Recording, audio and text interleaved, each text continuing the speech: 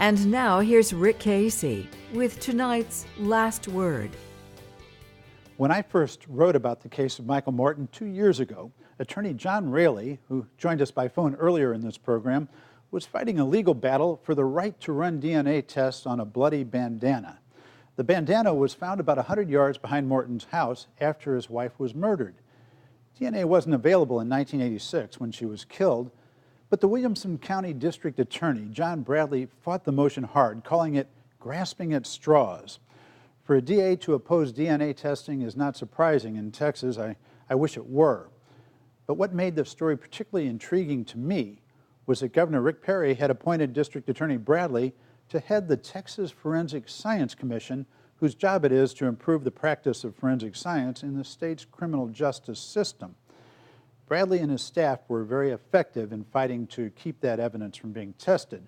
At the time I did the story, they had held up the testing for 3 years, and it would be 2 more before Raley and his associates got an appeals court in Austin to order the test done. I called Mr. Bradley back then to ask why he would fight so hard to keep the test from happening. He said the system needed finality. Quote, "There are 155,000 inmates in prisons," he said.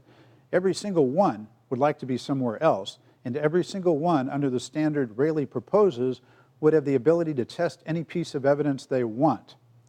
That's why the legislature set up standards for post-conviction tests," he concluded. Under the law, the testing can only be ordered if there is a reasonable chance it could lead to solid evidence.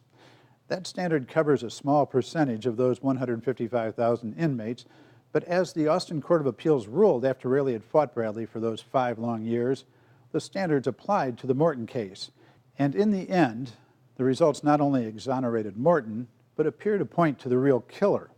Had Governor Perry's choice to lead the Forensic Science Commission not so doggedly fought the use of science, Michael Morton would have been freed 5 years earlier and the murderer put behind bars.